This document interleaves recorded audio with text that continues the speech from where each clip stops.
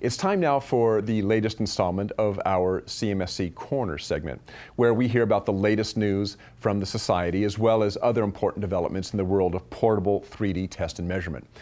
Mike and I were just at the Coordinate Metrology Systems Conference show, the CMSC, in Hollywood, Florida. Matter of fact, we just got back. It's a great show, as usual, if you're into high precision, large volume, three-dimensional measurement. But the real buzz amongst the show's executive committee this year was that the CMSC, along with the University of North Carolina at Charlotte, were awarded an AMTech grant.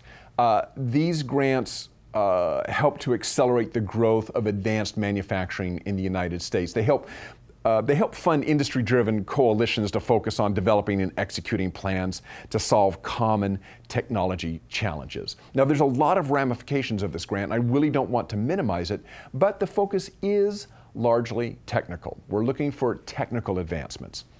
However, as I think most of us know, there is more to measurement, more to anything than just the technical aspect. So we had a chance to sit down with Rina Molari, Vice Chair of the CMSC, and Ron Rode, its executive chair. Both are metrology specialists, measurement specialists, and both have extensive field experience in 3D metrology within the manufacturing world. And I wanted to drill down a bit with them on what they perceive as some of the greater needs in the field besides technical advancements. So what are some of the, what are the things that they see aside from technical advancements that they think would really improve the field? Here's that interview. Okay, so the CMSC got a grant from AMTech, and my understanding is that's more kind of technically oriented, and I'm reading here, the goal of that grant is to identify and prioritize the technology needs of the aerospace, defense, energy, and other industries that manufacture large-scale, high-accuracy parts and products. So basically, they're looking at the technology end of it. So from your experience in the field, is it really all technology issues, or is there something else going on? Rina? Yeah, well, ladies first. Thank you, Ron. Well, what I see in the field is as we're moving towards more high tolerance parts, what they're asking for is also high tolerance measurements to go with those parts. You've got to have the operators to work the equipment. So now we're coming back to a human issue. Where are we going to get the operators who are qualified to go ahead and run these measurement systems? These systems are highly technical. They do have lots of software that run them. They can be automated, but still it takes a level of expertise to be the initial one to set up that first measurement. So the qualifications of these people and the skills are what I'm finding are hard to find in the field. So as we move towards high technology, we also need to bring along the operators who operate this equipment. So for me, it becomes more of a training issue again in personnel, and more so even retaining these employees. Ron, your experience? A lot of what I see, and I've done a lot of training over the years, one of the issues that it's repetitive, and I can tell you when it's going to happen every time I go into a plant. They finally get the money to buy some training, and most of the time, all of a sudden, they get 3, 4, 5 days of training. Management thinks, we've got some pros on hand now. Well, now they've just become dangerous. You're going to turn them loose. They're not sure. They don't have that nice warm fuzzy about what they do. And they're going to march on, and they're going to put out data. They're going to put out information because they're being forced to. They got somebody ramrodding behind them, you know, hey, we got to get this done, this done, this done, and this done. Well, the first time they make a fatal error on a measurement, and it costs them hundreds, thousands, tens of thousands, all of a sudden managers come back saying, why? Well, you know, why? It's the technology, it's improving so fast, and they're able to get so much more accuracy, but like Rina was stating, if you don't have an operator that understands, not just can run software, we're finding software now is not an issue anymore.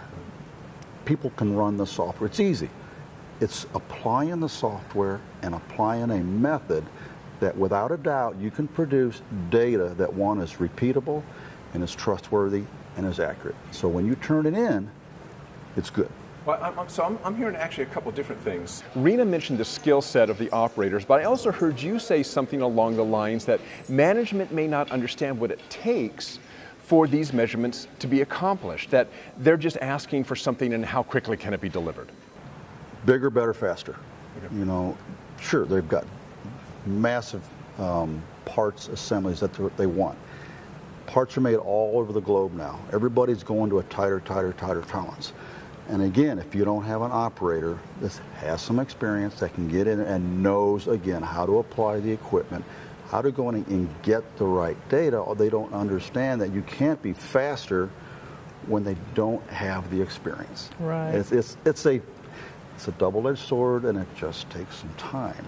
A lot of times management will feel that you've gone through the training class, and like Ron said, by the end of that training class, you should be an expert at running that piece of equipment. What they're failing to realize is the experience that sometimes needs to go along with that training also. You take your days of training, then you go out in the field and you work it, but you need to be under the umbrella of perhaps a more experienced operator. You know, the guys and gals out in the field all do a great job. I'm not saying anything about that, but if they don't know what to look for, and of course in the, let's say, you know, week, it's very rarely that that I've been somewhere for 2 weeks and trained the same people for 2 weeks, okay? So really they just get that 3 days to 5 days of training and are sent out. So again, you know, being under the umbrella of maybe an experienced metrologist, what they used to call that in the industry when you came in as not quite an intern, an apprentice. An apprenticeship program. There we go. Right. That seems to be lacking in our industry, really. Well, and that, and I know we were going to get to this in a little bit, but since you brought up kind of the training, there isn't a whole lot of knowledge transfer going on for metrologists today, is there? The charter of the CMS is transfer of knowledge. Their whole mission is to be able to bring in people on all skill sets and be able to get together and take the knowledge they have and pass it on, because what you have in some of these people, 20, 30, 40 years of experience, and somebody just now coming in that hasn't seen the growth of all these different systems, and they don't understand just the big picture yet. And that's what the CMSC is about, you know, bringing these people in, and they're all in the pool together, and, you know, the knowledge just gets absorbed. Does there need to be some sort of training or PR effort for management so that they understand that you can't just hop out onto Angie's list and look for a skilled metrologist? I don't think it quite grasps the complexity of the metrology world. I mean, how many universities have 4-year metrology degrees? Right. Where are you going to, you know, you can go to some universities and get a little piece here, a little piece there. If you have an engineering background, it's a great help. But when it comes to metrology, on the scale that we practice, it's basically just being mentored. Mentoring. It's standing under somebody for years, and sometimes making your own mistakes along the way. When you're out in the field working with young metrologists, you know, the young men and women that are just entering the field, are they aware of their lack of knowledge, or are they coming to you and asking you, where can I gain more knowledge? How can I improve my skills? Oftentimes we do. We get asked where they can go take training classes, and as Ron had said, you just can't find a university. Now, let me step back. Not quite in universities. There are some that are in University of North Charlotte, and some other places. For example, ECM is doing a class for our level 1 certification.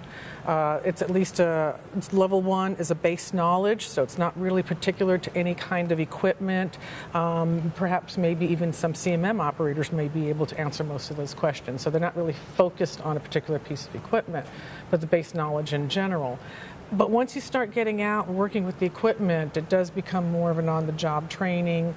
You know, you can get training from the manufacturer of the equipment also, but like we were talking about, it really depends on how are you going to apply that equipment. Are you doing reverse engineering? You know, are you doing inspection? Are you doing assembly with measurements? So even though you're a metrologist, you then have to branch off into these other venues, because if you're doing reverse engineering, you know, now you're talking about a lot of CAD work and knowledge on how that works. If you're talking about inspection, now you just were, you know, you're concerned about the part and reading your GD&T and interpreting these requirements. If you're working in, let's say, metrology guided assembly, well, now you've got to understand the whole assembly sequence and maybe how, you know, one tooling hole will affect the downstream events if that tooling hole is too large or not quite in place. So you start with this base knowledge of metrology, and then you kind of have to grow. And maybe they're not an engineer, they're operators, but they're expected to operate on the level of engineers and yet bring that down to the factory floor also. So it really is a complex position for these people. Right. Most of them are not just floor operators, but they have to delve between the engineering and the floor and then interacting with management, because they just bought you this high dollar piece of equipment, right? And you've got money out of it. Yes. Quickly. So they want to see, that's right, they want to see their ROI. So they buy you something new and hand it to you, and you've got to be able to get some results out for them. So it's a kind of a different realm. You know, we talked about you can't just pick up the phone and say, Angie's List, find me a metrologist, right. You know. When you're looking for an electrician, you look for a licensed electrician. So that's where we kind of starting to go with this certification testing. We're going slowly but surely, you know, and we've got level 1 down. Ron's been working very heavily on the committee. They've done level 2, which is portable arms, and this year they are testing out the pilot program for laser trackers. And okay, well, just real quick as we wrap up here, really quickly, if you could wave a magic wand and get something that would most help the field of large-scale, high-precision metrology, what would that be? The understanding of what close tolerance really is, where it needs to be applied, and the factors that dictate what you can and cannot realistically expect. And Rina? I was going to say probably the respect of the people in your manufacturing community. Okay. For some reason here in the U.S., for example, just like surveyors in Europe, they are very highly regarded skill set. Over here, you know, people, oh, I have to pay $500 to get my land surveyed. Oh my God. You know, okay, but think about what that piece of paper does. It designates your boundaries. That's a very important thing. Just like in high precision measurement, the people that derive those measurements and tell you that define your part or your assembly, you have to earn their respect too, or they should be, you know, respected by the community. Okay. Well, Rina and Ron, thanks for joining me this morning. Thank you very much. Always a pleasure, Dirk. Yes. Thank you. And once again, thanks Rina and Ron for sitting down with me at the CMSC show there.